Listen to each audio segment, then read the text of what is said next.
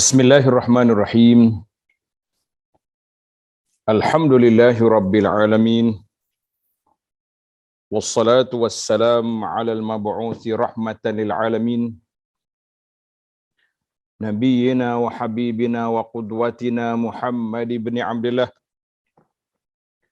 wa ala alihi wa sahbihi wa man sar ala nahjihi wa ihtada bihadihi wa istanna bi sunnati ila yaumiddin. Amma ba'du. Al-Fadhil Fak Rizal selaku pengacara yang dipertua dan semua yang terkuasa Global Ihsan selaku tuan rumah, muslimin dan muslimat, pencinta ilmu, pencinta Al-Quran, pencinta sunnah Nabi sallallahu alaihi wasallam. Assalamualaikum warahmatullahi wabarakatuh. Alhamdulillah, syukur kita kepada Allah Azza wa Jalla kerana pada malam ini 14 Oktober 2022 kita dapat teruskan pengajian kita dalam tafsir surah Ali Imran. Surah Ali Imran, kita insya-Allah kita akan sambung perbincangan kita dalam ayat yang ke-42, bermula ayat 42. Bermula ayat 42 sehingga ayat 44 dan insya-Allah kita cuba teruskan sehingga ayat yang berikutnya, iaitu sampai ke, sebab dia pendek je huraian dia, ayat 47, 42 hingga 47. Sebab dua episod tu satu cerita je, cerita Sayyidah Maryam belaka. InsyaAllah kita akan ringkas-ringkaskan supaya tidak terlalu lama kita punya pengajian ini, insya-Allah. Jadi para pelajar yang ada tafsir, sama ada tafsir Aisarut Tafasir ataupun tafsir Pimpinan Ar-Rahman, jadi kita bukalah tafsir yang kita ada ini untuk kita mempelajari, tadabbur, untuk kita lebih memahami ayat-ayat Allah Azza wa Jalla. Bila kita ada ayatnya di tangan, kita ada terjemahan, kita tambah lagi dengan huraian kita ni, insya-Allah. Jadi para pelajar sekalian, kita mula dengan bacaan ayat, kemudian kita pergi ke penjelasan dan kita sambung lagi yang seterusnya, kemudian baru kita ambil hidayatul ayat, hidayat al-ayat. Mari kita mula dengan ayat 42. Ayat-ayat yang kita akan baca ini, para jemaah sekalian, iaitulah Allah Ta'ala sebut tentang istifa, menunjukkan kelebihan Sayyidah Maryam, ibu kepada Nabi Allah Isa alaihissalam. Dan juga merupakan salah seorang tokoh wanita bertaraf dunia. Bukan bertaraf main-main, taraf dunia. Nama dia disebut, kesabaran dia dijadikan sebagai contoh untuk diteladani oleh wanita-wanita hari ini. Jadi kita baca dulu ayat, insya-Allah tuan-tuan boleh tengok ayat 42. A'udzu billahis samii'il 'aliim minasy syaithaanir rajiim. وَإِذْ قَالَتِ الْمَلَائِكَةُ يَا مَرْيَمُ إِنَّ اللَّهَ اصْطَفَاكِ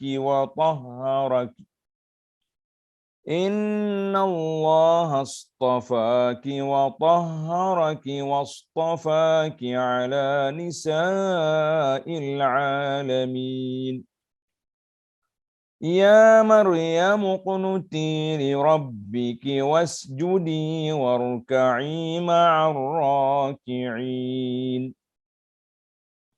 ذَلِكَ مِنْ أَنْبَاءِ الْغَيْبِ نُوحِيهِ إِلَيْكَ وَمَا كُنْتَ لَدَيْهِمْ إِذْ يُلْقُونَ أَقْلَامَهُمْ أَيُّهُمْ يَكْفُلُ مَرْيَمَ وَمَا كُنْتَ لَدَيْهِمْ إِذْ يَخْتَصِمُونَ.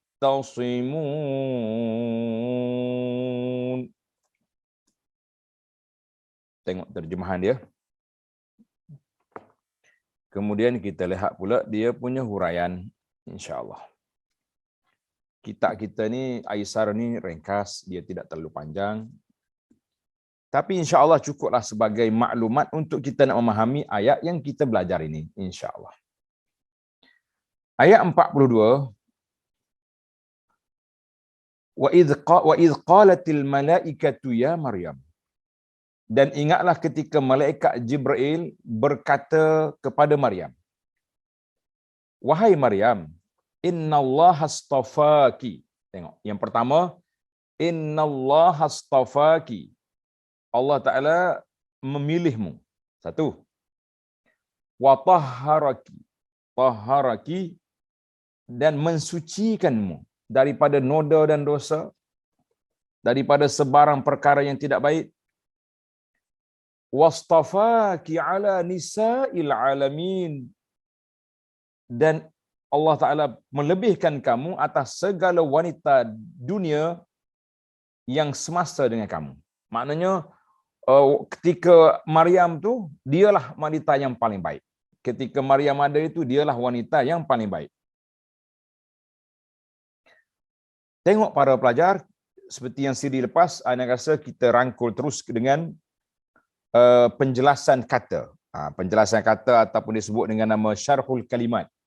Supaya kita lalu ayat itu kita dah faham, insya-Allah. Wa idz qalatil malaikatu, ay sampaikan kepada delegasi kaum Nasara Najran. Mana ayat ni daripada awal dulu kita belajar sampai ke saat ini, kita masih lagi berdepan dengan Nasara Najran. Masih lagi dengan Nasara Najran. Apa yang dikatakan oleh malaikat itu, sampaikan. Maknanya disuruh Nabi bagi tahulah, sallallahu alaihi wasallam.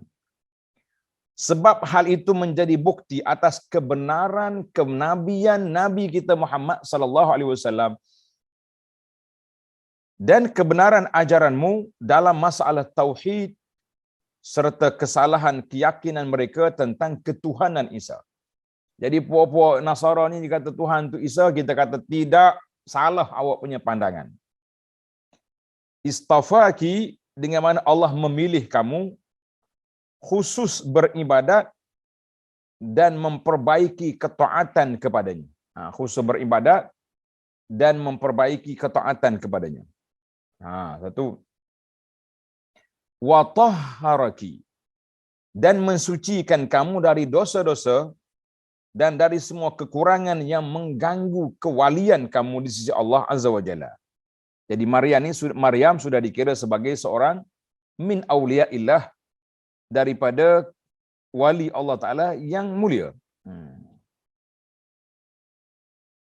Wastafaki ala nisa'il alamin, dan Allah Ta'ala telah memberi keutamaan bagimu, hai Maryam, di atas wanita-wanita di dunia yang semasa dengan kamu. Dengan semasa dengan kamu. Tengok nota di bawah, dia kata ada cerita. Qila, bila bahasa Arab kata qila tu dikatakan orang. Dikatakan orang. Sebab tu penterjemah dia kata kononnya, maknanya bukan satu riwayat yang sahih yang boleh kita iktimad atasnya. Alasan diberikan gelaran Maryam tu dengan mana apa? Dengan mana as-siddiqah. Maryam dengan as-siddiqah, kepada maknanya orang yang paling benar. Kepada Maryam adalah kerana ia tidak pernah memohon tanda ketika diberi khabar gembira akan mempunyai anak. Jadi ada orang kata macam tu. Sebagaimana yang dilakukan oleh pakciknya Nabi Zakaria alaihissalam. Zakaria bila kata nak dapat anak, Rabbi ja'ali ayah, tak bagi aku tanda. Dia tak boleh cakap 3 hari. Maryam tak minta. Dia kata, mu nak boleh anak lah. Kerana itu Allah Ta'ala memuji Maryam dengan firman-Nya. Allah kata apa? Wasaddaqat bikalimati rabbiha wa kanat minal qanitin. Dan dia Maryam membenarkan kalimah-kalimah Tuhannya dan kitab-kitabnya, dan ia termasuk di kalangan orang-orang yang taat. Surah At-Tahrim ayat 12. Jadi ini dikatakan Maryam tu kehebatan dia, maknanya dia terbaik wanita pada zaman dia. Tengok balik ke kata penjelasan kata yakni dengan mendapat kemuliaan karamah berupa boleh melahirkan Nabi Isa tanpa bapa. Maknanya karamah kemuliaan Allah beri kepada Maryam, dia boleh lahirkan anak tanpa bapa. Orang lain jangan cuba-cuba bercakap. Kalau bercakap juga kena berlepuk atas kepala. Ini kacau punya orang. Baik. Kemudian kita berpindah kepada ayat 43. Ya Maryam qunuti li rabbik. Wahai Maryam, taatlah kamu kepada Tuhanmu. Taatlah kamu kepada Tuhan kamu. Wasjudi, dan sujudlah. Warka'i ma'ar raki'in, dan rokoklah bersama orang-orang yang rokok. Tengok dalam ayat ini dia mula sujud dulu baru rokok. Kalau kita solat, rokok dulu baru sujud. Apa rahsia? Tunggu dalam penjelasan. Uqnuti dengan makna ta'atlah kamu kepada Tuhanmu dan dirikanlah solat dengan khusyuk kepadanya. Tengok nota di bawah. Ruwiya anil Auza'i. Ini semua ni cerita riwayat-riwayat je. Diriwayatkan daripada Auza'i. Dia berkata ketika Allah memerintahkan Maryam agar mendirikan solat secara khusyuk, maka Maryam berdiri lama dalam solatnya sehingga kakinya bengkak-bengkak mengeluarkan darah dan nanah. Kita kata wallah, itu dia kata ruwiya. Riwayat, bukan daripada Nabi. Kalau sahih sekalipun ini pandangan riwayat daripada Auza'i, seorang tokoh ulama dia panggil Imam Ahlus Syam. Tapi dia bukan daripada Nabi SAW. Yang pentingnya Maryam ni ahli ibadat lah. Warka'i ma'ar rakin, hadirkanlah solat berjamaah di Baitul Maqdis. Jadi ada makna hadirkan solat jamaah di Baitul Maqdis. Maka Allah Ta'ala sebut kepada kita apa lagi? Zalika min amba'il ghaibi nuhihi ilaik. Yang demikian itu adalah sebahagian dari berita-berita ghaib yang kami wahyukan kepada kamu, wahai Muhammad sallallahu alaihi wasallam. Wa ma kunta ladaihim idh yulquna aqlamahum. Padahal kamu tidak hadir beserta mereka ketika mereka mencampakkan anak-anak panah mereka untuk mengundi. Dia kata aqlam di sini, qalam dia tu lah. Qalam atau pen dia tu dijadikan sebagai bahan unak-unak undi. Ayyuhum yakfulu Maryam. Siapa di antara mereka yang akan menjaga Maryam? Jadi berebut. Budak baik, budak pelik macam ni ramai orang nak jaga. Ramai orang nak jaga. Yakfulu Maryam. Siapa yang boleh jaga Maryam? Wa ma kunta ladaihim idh yakhtasimun. Dan kamu tidak hadir di sisi mereka ketika mereka bersengketa, berebut. Apa makna yakhtasimun? Tengok dalam syarhul kalimat. Syarah kalimat kata apa? Zalika min amba'il ghaib. Kisah yang aku ceritakan tentang Maryam dan Zakaria ini merupakan berita dan perkara gaib. Benda gaib, benda tak nampak. Ladaihim ay berada di tengah-tengah mereka. Wa ma kunta ladaihim, tak ada masa tu. Tapi detail maklumat bermakna Quran itu wahyu daripada Allah. Kamu tak ada pun. Kamu tak ada tapi kamu boleh detailkan maklumat. Itu penting. Idh yulquna aqlamahum. Kata aqlam adalah perkataan jamak daripada qalam, mana daripada pena, iaitu alat untuk menulis. Tetapi di sini alat ini dilemparkan, dicampak untuk mengundi siapa yang berhak mengasuh, menjaga Maryam. Siapa dia berhak? Cuba tengok di nota 87. Dia kata pena-pena itu mereka campakkan ke dalam sungai Jordan. Sungai Jordan, Nahrul Urdun yang sedang mengalir. Ayat ini memberikan petunjuk akan diperbolehkan mengundi. Kita sekarang duk sibuk dengan nak mengundi ni. Ada pula ayat mengundi ni. Sekalipun ayat ini menerangkan tentang syariat umat terdahulu, syar'u man qablana, tetapi dalam syariat Islam pun kita juga diperbolehkan oleh Rasulullah sallallahu alaihi wasallam Sebab Rasulullah sendiri ketika hendak bermusafir, baginda mengundi antara isteri-isteri dia. Siapa dia kena, boleh ikut. Siapapun isteri yang namanya keluar, maka dialah yang berhak berangkat bersama Nabi sallallahu alaihi wasallam. Begitu pula sebuah hadis yang menyatakan, lau ya'lamun nasu ma fin nida'i was-safil awal. Sekiranya manusia mengetahui besarnya pahala melaungkan azan dan juga berada di saf pertama dalam salat berjamaah, summa lam yajidu illa an yastahim ali lastaham. Lalu tidak ada cara lain bagi mereka untuk memperoleh tempat tersebut kecuali dengan mengundi. Nascaya mereka melakukan pengundian itu. Jadi mengundi sini bukan election pilihan raya ni. Dia panggil mengundi di antara sama-sama kita. Pilihan raya tu masalah demokrasi itu cerita lain. Ya. Jangan pula ambil ayat ni dia tu buat dalil mengundi. Ya betul lah. Sebab kita undi itu pasal lain. Siapa dia ramai boleh menghalalkan benda yang tidak baik dalam parlimen, itu cerita lain. Yang ni kita nak cerita undi di antara kita. Sama-sama kita boleh je. Siapa diudu, siapa kemudian. Lebih-lebih lagi orang yang ada isteri ramai itu kena mengundi lah kalau nak bawa yang mana satu. Baik. Tengok balik kepada ayat kita.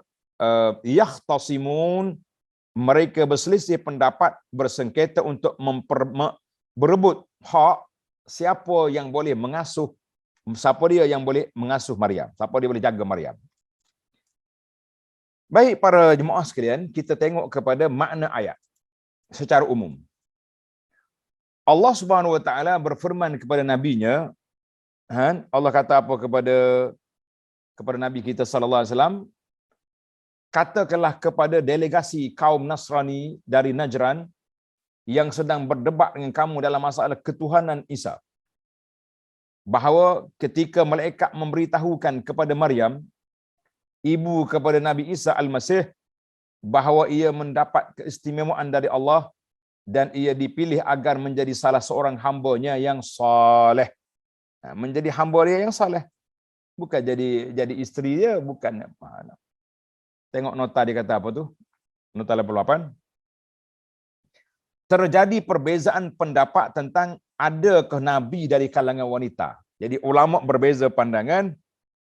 Ikhtulifa fi nubuwatin nisa. Wanita ada ke tidak nabi? Jadi ada ke tidak nabi? Ramai ulama mengatakan bahawa tidak ada wanita nabi, tak ada. Tapi ada sebahagian ulama yang mengatakan bahawa Maryam nabi. Kerana malaikat telah berbicara, memberi wahyu kepadanya. Ia pun memberitahu kepada Maryam bahawa Allah menjadikannya sebagai manusia pilihan. Ini sebagai bukti yang menguatkan akan kenabiannya. Akan tetapi Maryam bukan rasul. Jadi pendapat yang mengatakan ada nabi wanita tapi tidak ada rasul.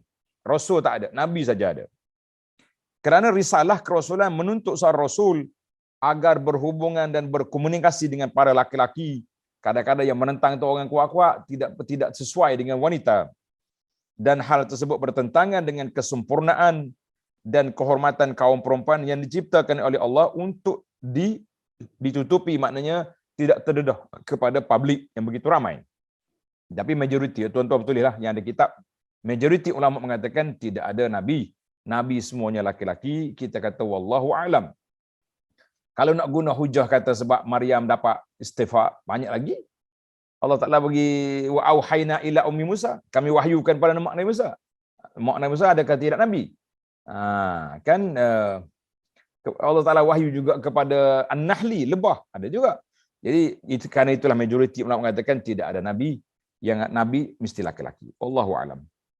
Tengok semula kepada huraian ayat. Allah juga mensucikan dirinya dari segala dosa dan aib ataupun kekurangan yang lain. Maryam juga dijadikan sebagai wanita yang diistimewakan di atas semua wanita seluruh alam pada masanya, iaitu dengan diperlihatkannya tanda kebesaran Allah Ta'ala pada dirinya. Sehingga ia melahirkan Nabi Isa melalui firman Allah Ta'ala, bikalimatillah, dengan makna kun, fayakun. Jadi ya. Yang berbeza dengan sunnatullah, ketetapan Allah Ta'ala lainnya, yang biasa berlaku dalam hal kelahiran anak manusia. Sama ada laki-laki atau perempuan, semuanya kena melalui proses perhubungan suami isteri. Allah memerintahkan kepada Maryam agar sentiasa istiqamah melakukan ketaatan, beribadat dan khusyuk kepada Allah Azza wa Jalla. Sebagaimana Allah Taala telah berfirman, ya Maryam, innallaha astafaki wa tahharaki ila akhiril ayah. Allah kata, wahai Maryam, sungguhnya Allah telah memilih kamu, mensucikan kamu, dan melebihkan kamu atas segala wanita di dunia yang semasa dengan kamu. Wahai Maryam, ta'alah kepada Tuhanmu, sujud dan rukuklah bersama orang-orang yang rukuk. Nah, tengok nota di bawah. Ayat ini juga menunjukkan adanya anjuran salat berjamaah bagi kaum wanita. Nah, jadi muslimat malam ini ada hak istimewa. Daripada ayat ini menunjukkan bahawa wanita boleh pergi ke masjid untuk salat berjamaah.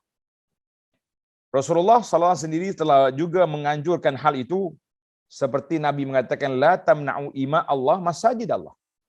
Janganlah kamu melarang hamba-hamba Allah Ta'ala yang perempuan untuk salat di rumah Allah. Jangan larang. Sekalipun memang firman Allah, sujud dan rukuk ialah bersama orang yang rukuk, tapi tidaklah menjadi mesti dipahami sebagai solat berjamaah ayat ini. Sebab perintah agar Maryam melakukan rukuk ini biasa ia dilakukan secara sendirian, boleh juga dia berlaku secara sendirian atau secara berjamaah yang lain. Maknanya ayat ini sekurang-kurangnya boleh juga kita berpegang ma'arrakin, solat rukuk bersama. Jadinya bukan solat seorang. Itu menunjukkan ada dalil yang menunjukkan tentang boleh je wanita itu ke masjid untuk pergi solat berjamaah. Baik para jemaah sekalian. Tengok balik kepada tafsir. Ibadat solat secara khusus disebutkan di sini kerana faedahnya yang besar.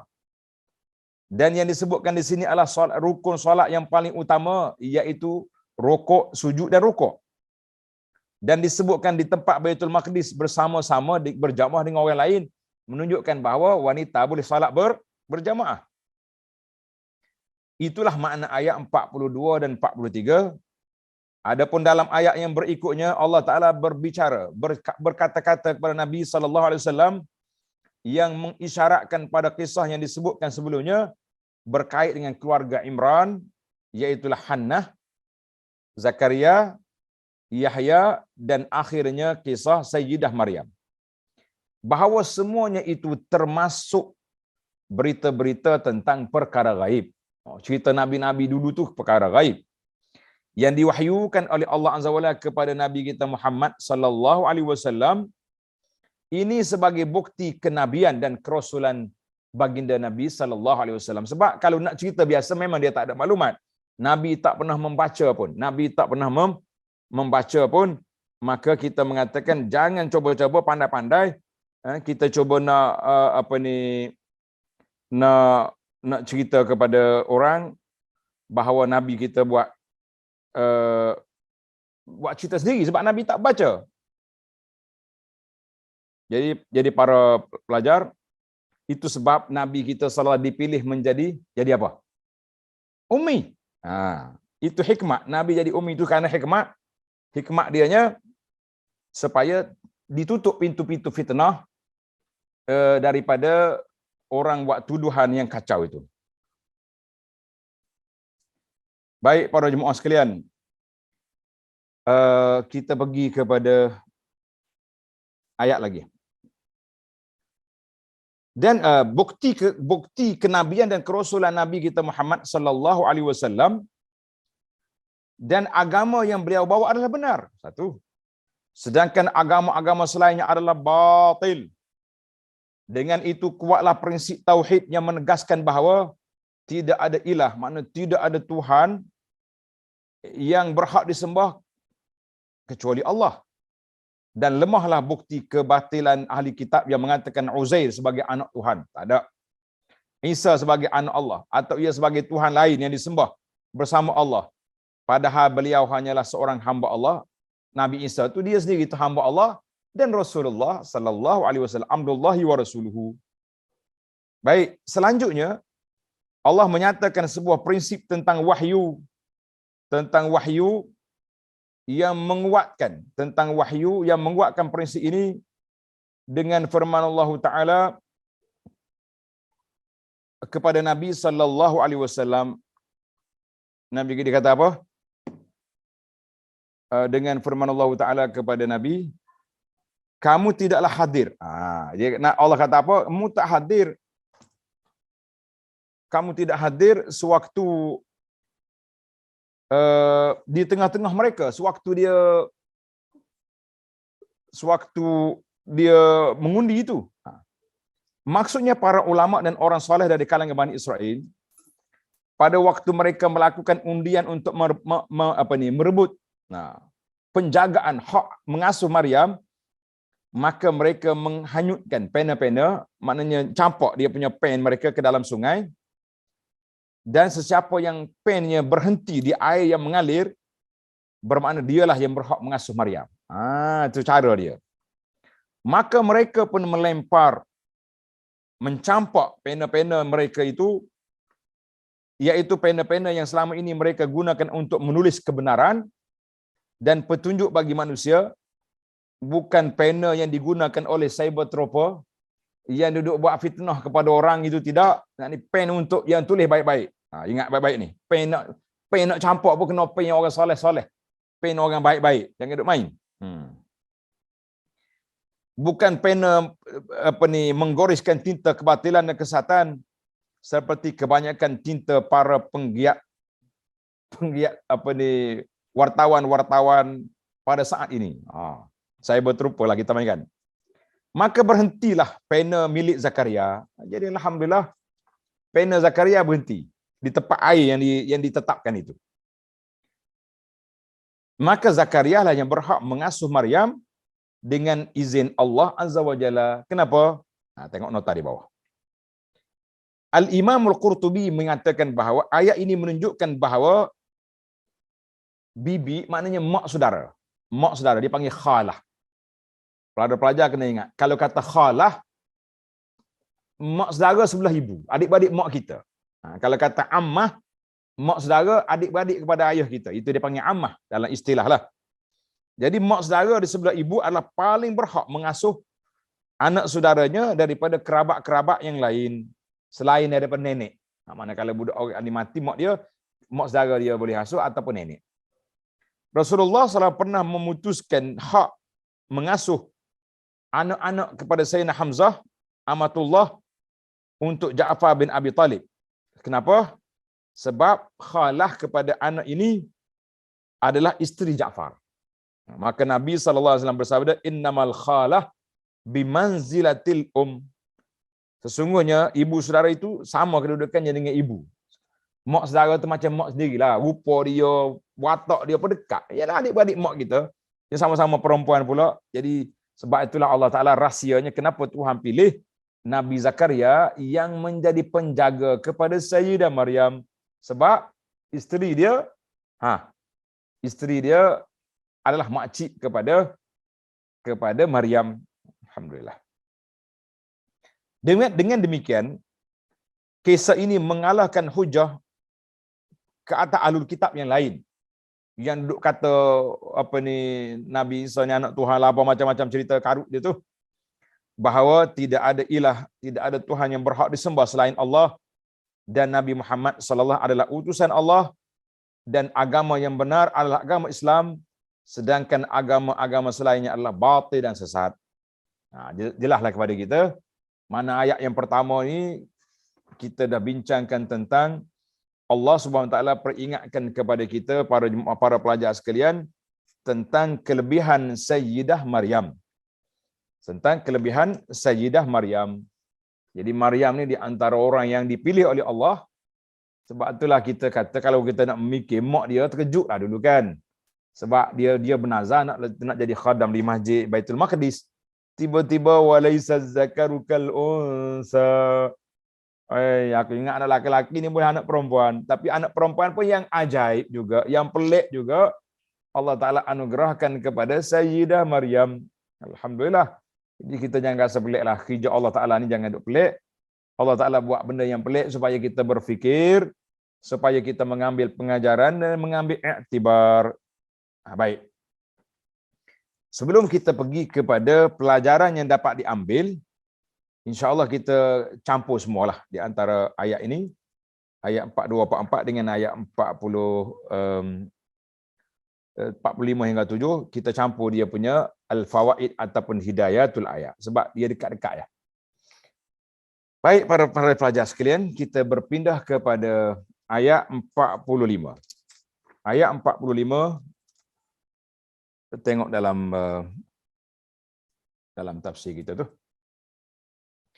Bagi pelajar yang baru ikut, ayat 45 sehingga ayat 47. Surah Ali Imran. Surah Ali Imran. إِذْ قَالَتِ الْمَلَائِكَةُ يَا مَرْيَمُ إِنَّ اللَّهَ يُبَشِّرُكِ بِكَلِمَةٍ مِّنْهُ اسْمُهُ الْمَسِيحُ عِيسَى ابْنُ مَرْيَمَ وَجِيهًا فِي الدُّنْيَا وَالْآخِرَةِ وَمِنَ الْمُقَرَّبِينَ. Ingatlah ketika malaikat berkata, wahai Maryam, sesungguhnya Allah menggembirakan kamu, memberi khabar gembira kepada kamu dengan kelahiran seorang putera yang diciptakan oleh Allah Azza wa Jalla dengan kalimat yang datang daripada Allah. Allah kata kun fayakun. Namanya telah diberi, iaitulah Al-Masih Isa. Al-Masih Isa ibnu Maryam. Awal-awal lagi dapat nama dah, kan? Allah Taala beri khabar gembira kepada Maryam sekali dengan nama. Masya-Allah.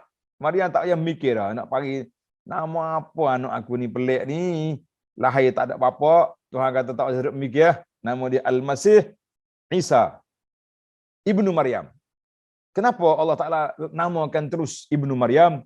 Sebab tak ada orang lain yang bin kepada mak, sebab orang lain ada bapa.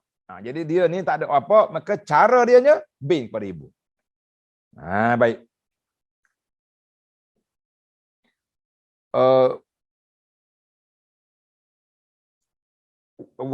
Wajihan fid dunya wal akhirah, seorang yang terkemuka di dunia ini dan juga di akhirat. Mana Nabi Isa ni atas dunia pun dia hebat, ada kedudukan, dan di akhirat juga dia ada kedudukan.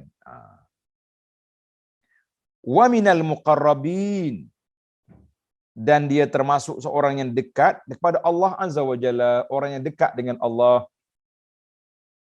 Tengok dia punya penjelasan kata. Yubashiruki, Allah memberitahukan kepadamu sebuah khabar yang sangat mengembirakan hatimu. Allah beritahu khabar yang mengembirakan hati Maryam. Bi kalimatin minhu, maksud kalimah ni berasal dari Allah, ada Isa Al-Masih. Kalimah itu maknanya Isa Al-Masih. Beliau disebut kalimah kerana beliau ada jadi manusia lantaran kalimah dari Allah yang berbunyi kun, jadilah. Fayakun, lahirlah Nabi Isa. Al-Masih pula kenapa nama Al-Masih? Al-Masih nama gelar bagi Nabi Isa. Di antara maknanya, makna Al-Masih itu dengan nama As-Siddiq. Al-Masih, sebab apa nama dia Al-Masih? Nama dia wal masyhur, nama dia As-Siddiq. As-Siddiq mana orang yang benar dan jujur. Tengok nota 93. Terdapat perbezaan pendapat tentang mengapa Nabi Isa digelari dengan nama Al-Masih. Pendapat yang paling popular adalah bahawa nama Al-Masih adalah gelar kehormatan seperti gelar Al-Faruq dan Al-Malik dan As-Siddiq. Maknanya gelarannya, orang panggil gelaran yang mulia. Sedangkan kata Isa adalah perkataan kata Yasu. Al-Isa itu ambil daripada perkataan Aisyu, nama dia Aisyu.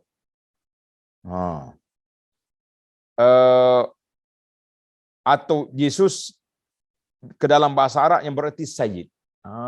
Isa itu daripada isu ataupun Yesus. Perkataan dia kalau keterjemah Arab dengan mana sayyid, mana penghulu, mana tuan. Tapi apakah kata Al-Masih berasal dari kata Al-Masih yang bererti penghapus, yakni yang menghapuskan kemungkaran atau yang dihapuskan dosa-dosanya? Maka dalam masalah ini terdapat perbezaan pendapat ulama. Jadi ada kata juga Al-Masih sebab apa? Sebab mukjizat dia di tangan dia. Tangan dia itu mukjizat. Kalau orang buta, mari dia sapu, celek mata. Mari orang yang sakit kulit bala, dia sapu, comel balik kulit dia. Macam makan ubat ubat kulit yang begitu hebat. Itu dia kata Al-Masih. Masaha. Jadi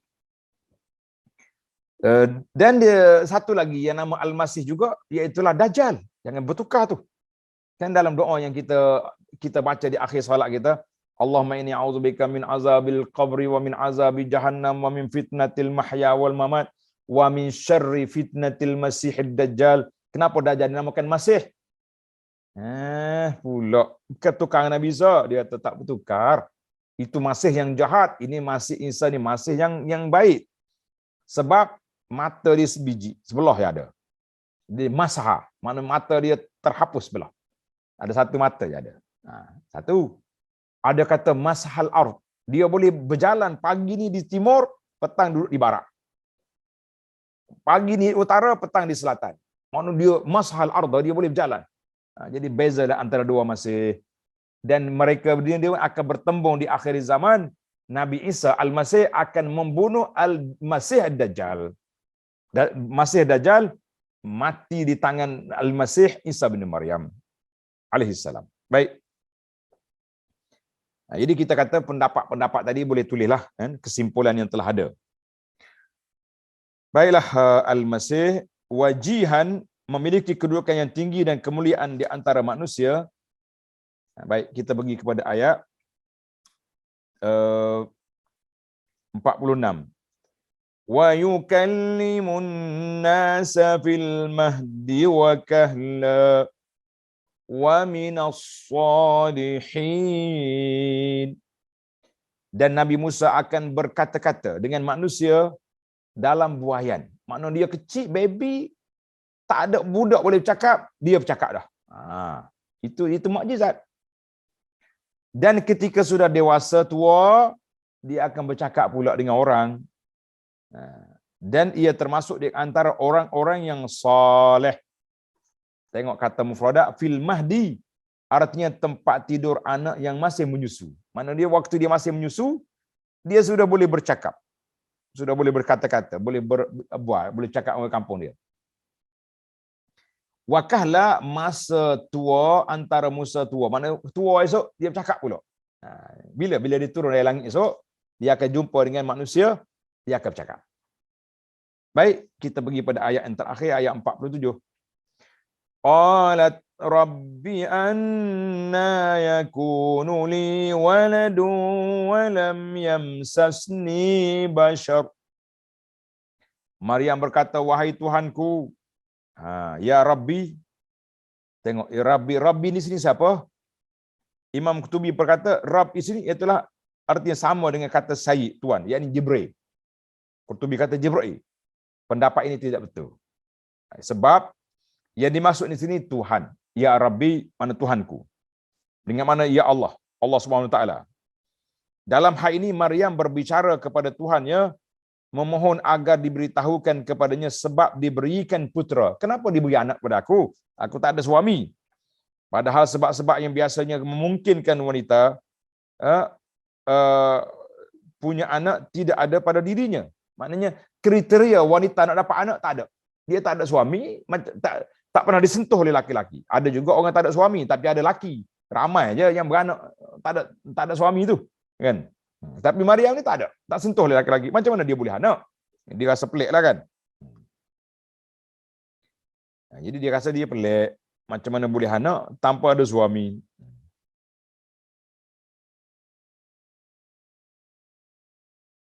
Maka Maryam berbicara kepada Tuhannya. Dia kata apa? Qalat Rabbi. wahai Tuhanku, anna yakunu li waladun wa lam yamsasni bashar. Bagaimana mungkin aku boleh anak padahal aku belum pernah disentuh oleh laki-laki, tak ada anak dara. Al-Batul. Qala kadzalikillahu yakhluqu ma yasha. Allah berfirman dengan perantaraan Jibril, demikianlah Allah menciptakan apa yang dikehendakinya.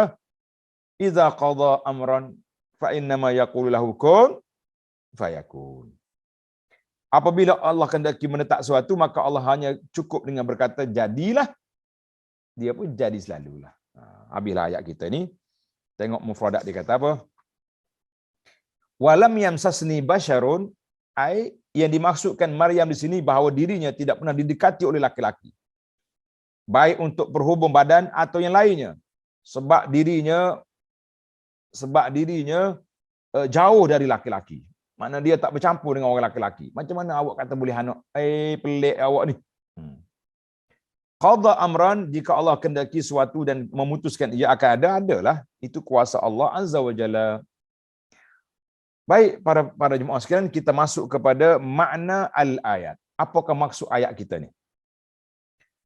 Ayat 45 hingga 47, rangkaian ayat-ayat yang mulia ini masih berbincang untuk mengalahkan hujah delegasi kaum Nasrani dari Najran. Tak habis lagi Najran ni. Dek balahnya buat ni. Allah Ta'ala mengatakan kepada Rasulnya, katakan kepada mereka, ketika malaikat berkata, wahai Maryam, sesungguhnya Allah mengembirakan kamu dengan kelahiran seorang putera yang diciptakan dengan kalimat yang datang daripada Allah. Itu mana cerita. Malaikat tersebut adalah Jibril alaihissalam. Malaikat yang mari bawa khabar, bawa maklumat ni Jibril. Biasa Jibril lah yang diutuskan oleh Allah Azza wa Jalla.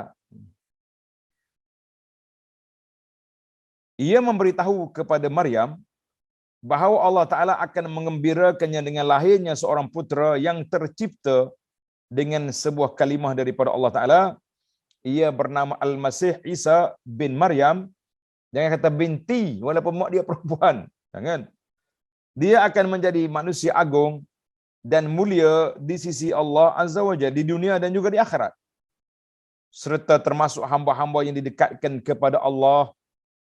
Dia akan mampu berkata-kata kepada manusia sejak ia masih dalam ayun dalam buayan dan masih menyusu, sampai dia pun akan berkata kepada manusia pada usia muda dan pada usia tua. Tengok ni, tengok nota di bawah. Disebutkan masa tua di sini dalam rangka memberikan ketenangan batin bagi Maryam bahawa anaknya Isa tidaklah meninggal pada saat masih muda.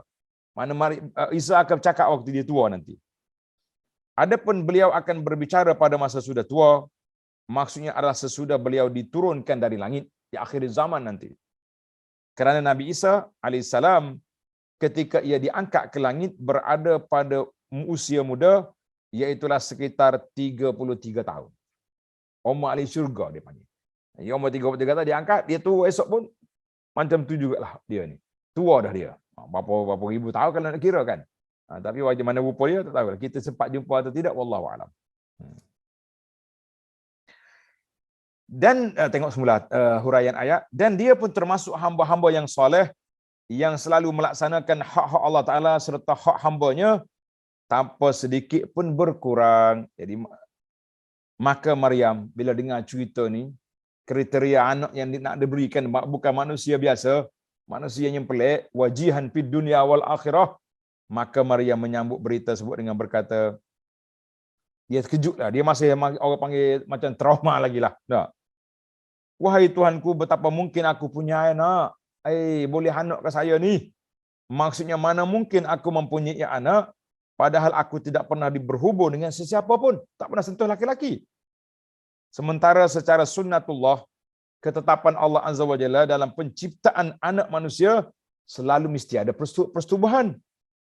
Maka Jibril menjawabnya dengan mengatakan, begitulah bahawa Allah akan menciptakan darimu seorang anak tanpa adanya bapa, dan Allah Subhanahu wa taala menciptakan segala sesuatu dengan kehendaknya, dan apabila Allah Taala telah memutuskan untuk mencipta suatu makhluk di luar hukum sebab akibat yang ada, maka Allah hanyalah berfirman kun, jadilah, maka makhluk itu pun ada sebagaimana yang dikehendaki dan diputuskan oleh Allah Azza wa Jalla.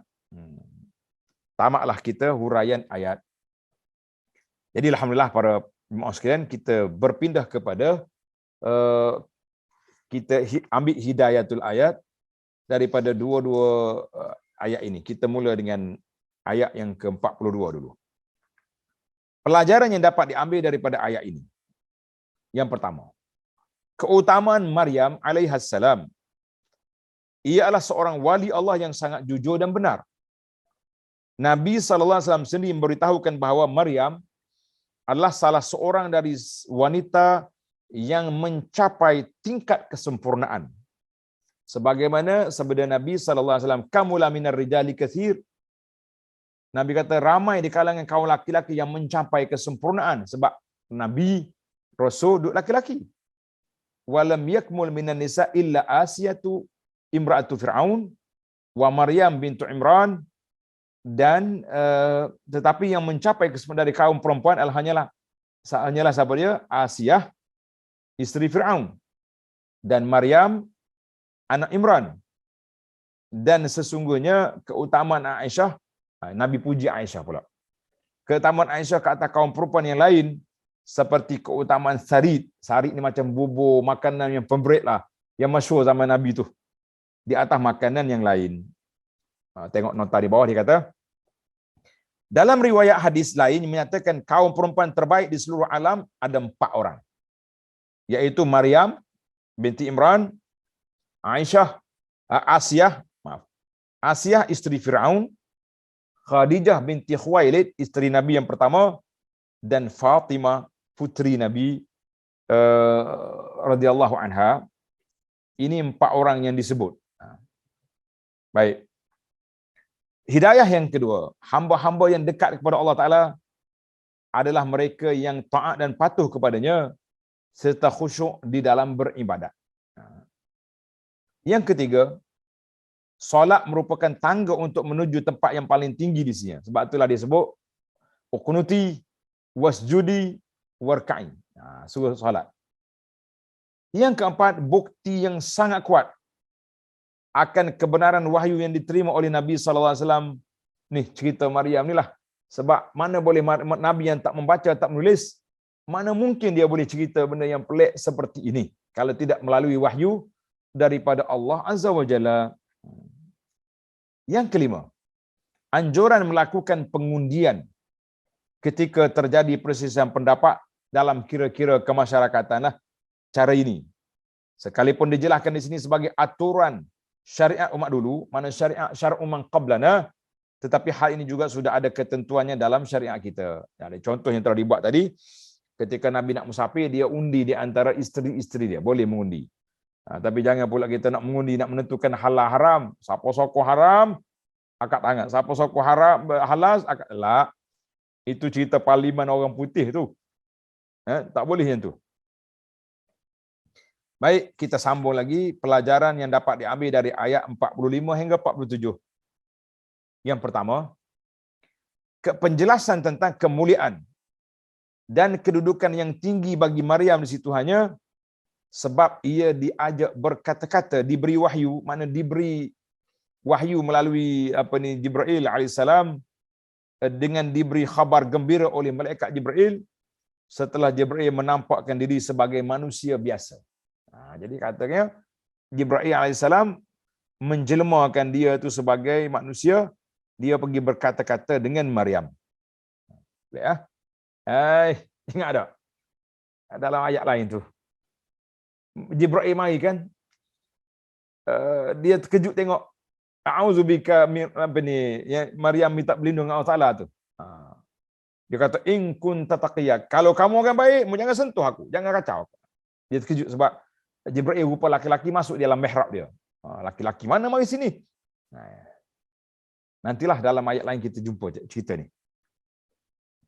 Yang kedua, penjelasan tentang kemuliaan Nabi Isa AS dan kedudukannya yang tinggi di dunia dan akhirat, dan beliau termasuk hamba-hamba Allah yang saleh dan didekatkan kepadanya. Yang ketiga, kemampuan Nabi Isa berbicara pada saat masih dalam buayan. Tengok nota di bawah. ada beberapa orang yang berbicara, yang bercakap di saat masih bayi. Iaitulah bayi yang menjadi saksi kepada Nabi Yusuf alaihissalam. Ingat tak? Syahidah min ahli. Kan dalam Quran tu, budak tu yang bercakap.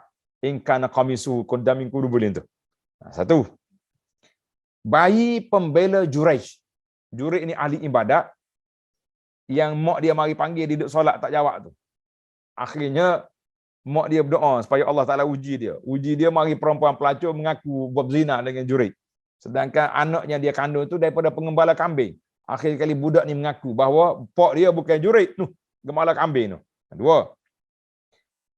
Dan Nabi Isa alaihi salam ketika beliau mengatakan inni Abdullah ataniyal kitab, bila Maryam dukung buat balik Nabi Isa, orang pakak marah lah. Laqad ji'ti syai'an fariya Maryam, membawa benda keji dalam masyarakat ya. Maryam isyarat kepada fa'asyarat ilaih. Maryam isyarat kepada anak dia. Cakap dia ni. Macam mana bercakap dengan budak kecil? Nabi Isa pun jawab, inni Abdullah ataniyal kitab. Aku ni hamba Allah, Allah Ta'ala beri pada aku kitab. Sudah. Yang nak marah tadi bertukar telinga dia daripada Abdullah kepada Ibnullah. Isa kata aku ni Abdullah, hamba Allah. Dia dengan anak Tuhan. Pening kepala. Dia terlalu nak marah, terlalu nak marah pun jadi kebengungan juga manusia ni. Jangan main kan. Banyak lagi lah budak-budak yang bercakap di waktu ada lagi yang masa Ashabul Ukhdud tu, yang mak dia nak campak dalam api kan. Mak dia teragak-agak sebab baby kecil. Baby tu cakap, mak, nahnu alal haq, masuklah dalam api. Allahu Akbar. Banyak lagi lah cerita-cerita kanak-kanak yang boleh bercakap waktu kecil. Wallahu a'lam. Baik para jemaah sekalian, kita naik kepada hidayah yang ketiga tadi. Kemampuan Nabi Isa berkata-kata pada saat masih lagi dalam buayan ibunya merupakan salah satu tanda kebesaran Allah. Salah satu tanda kebesaran Allah Azza wa Jalla, di mana dikarenakan tidak lumrah, tidak wajar ada anak yang boleh berkata-kata sewaktu kanak kecil. Tapi bila kuasa Allah Ta'ala, dia boleh buat. Orang boleh bercakap sewaktu masih lagi kanak-kanak. Itu kuasa Allah Ta'ala. Pelik apa? Kalau Tuhan nak, kumpai aku jadi semua. Yang keempat, diperbolehkan manusia meminta penjelasan. Boleh kita minta penjelasan. Apa dia penjelasan? Tentang hal-hal yang menyalahi kebiasaan. Tengok. Maryam kata apa? Rabbi, anna yakunu li walad. Macam mana saya boleh anak ni ya Rabbi? Pelik ni. Jadi kalau benda yang pelik, kita kena tanya, minta penjelasan. Maryam minta penjelasan dengan Allah Ta'ala. Macam mana saya boleh anak? Walam yamsasni bashar. Saya tak pernah disentuh oleh laki-laki.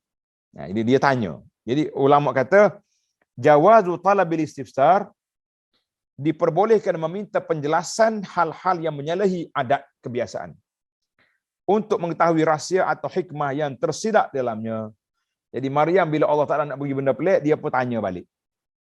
Masalah kita sekarang ni, geng-geng ajaran pelik ni, ajaran tarekat makrifat ni, anak murid tak boleh tanya. Dia kata anak murid dengan guru seperti mayat dengan juru mandi. Tuan-tuan faham ke istilah dia? Anak murid dengan guru seperti mayat dengan pemandi. Kita siram air kuat sikit. Masuk dalam hidung aku air. Mayat kata. Tak ada kata apa. Tak, pemandi nak pusing ke kanan, ke kiri, boleh belaka. Jadi adakah sampai begitu otak kita dibekukan oleh toksih ni, sampai mereka tak boleh tanya. Tak boleh tanya. Benda pelik awak bukan makam awak. Ini makam makrifat. Ini makam hakikat. Awak makam syariat. Sedaplah dia goreng. Sebab duk main makam-makam ni lah jadi masalah kita ni. Akhir kali kita dimakan oleh orang. Jangan main. Jadi dalam syariat ini, Sayyidah Maryam patut dia akui ya Tuhan cakap. Dan malaikat kata nak boleh anak. Tapi dia istifsar. Bermakna kalau kita manusia biasa sangat mustahak untuk kita bertanya kepada orang yang bercakap benda-benda yang pelik dalam ajaran. Ambil mana ni tuan? Ajaran awak ni ambil mana? Zikir melompat-lompat ni, zikir bercampur laki-laki perempuan, zikir dalam gelap tutup lampu ni, bacaan pun pelik-pelik, tak pernah dengar pun Nabi baca, tak pernah dengar lagi sahabat baca, ambil di mana? Kita kena istifsar. Kita berhak bertanya. Sebab itulah dikatakan zaman dulu, bila anak murid tanya banyak, tok guru tak apa nak jawab, dia pereka satu fatwa. Dia kata apa? Bermula orang yang banyak bertanya itu, maka kuranglah imannya. Anak murid tak berani tanya dah lah. Kalau tanya, kurang iman. Jadi, jangan tanya. Kita kata itu satu pembohongan. Orang nak mencerdikkan umat. Kerja kita nak kedatangan Nabi, nak memandaikan umat.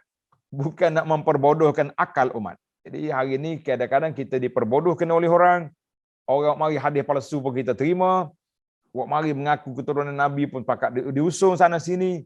Kan? Kita kata kalaulah betul keturunan Nabi pun, tapi kita nak tengok ajaran dia, bukan tengok keturunan dia semata-mata.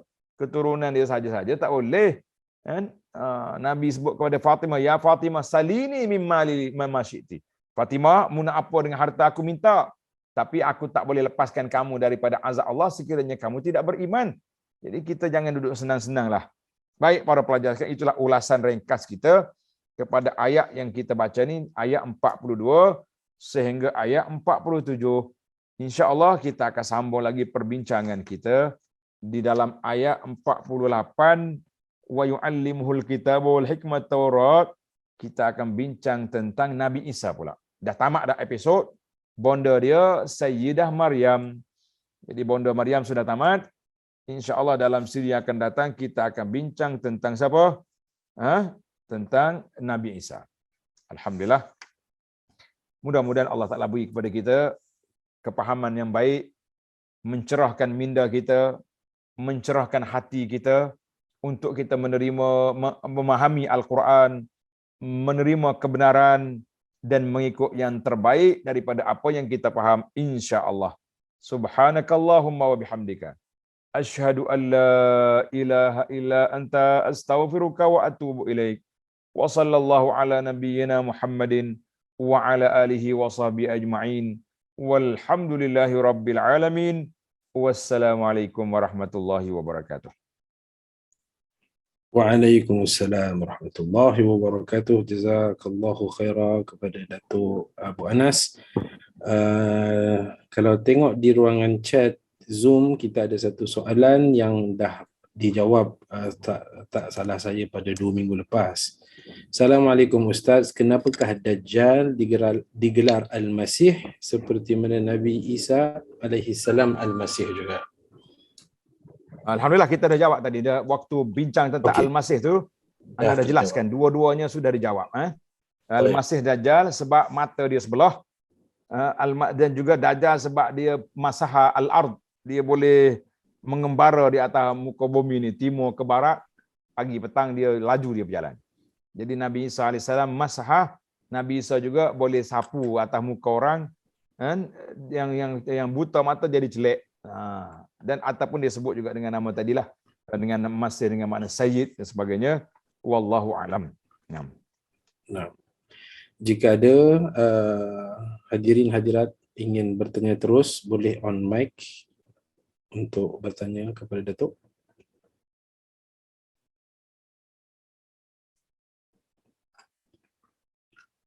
Nampak faham semua tu Datuk? Alhamdulillah. Dia dua ya. Alhamdulillah. Orang tak tanya ni sebab dia faham semua.